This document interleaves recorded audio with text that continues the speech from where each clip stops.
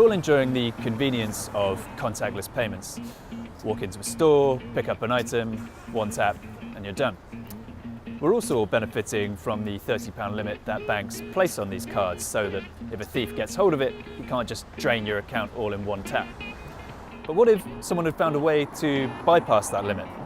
We've spoken to some hackers who think they can do just that.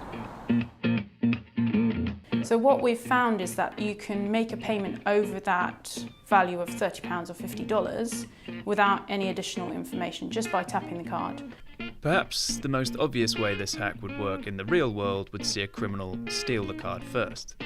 They could then set up their own reader and drain funds from the card with just a single tap, rather than having to make repeated £30 transactions.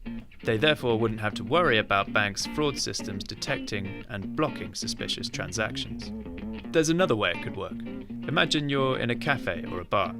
You've left your wallet on the table. With this attack, it could be possible for the hackers to take a payment from your device on the sly by just tapping the reader to the wallet.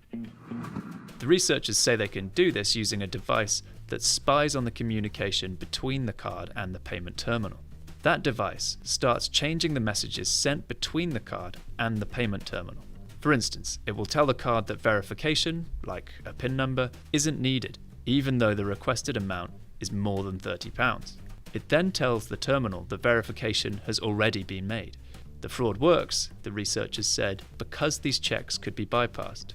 They claim that Visa didn't make it mandatory for card issuers and companies that take payments to make those checks. Visa, for its part, didn't deny the researchers' findings, but said their attacks wouldn't be used by real fraudsters. They sent us the following statement.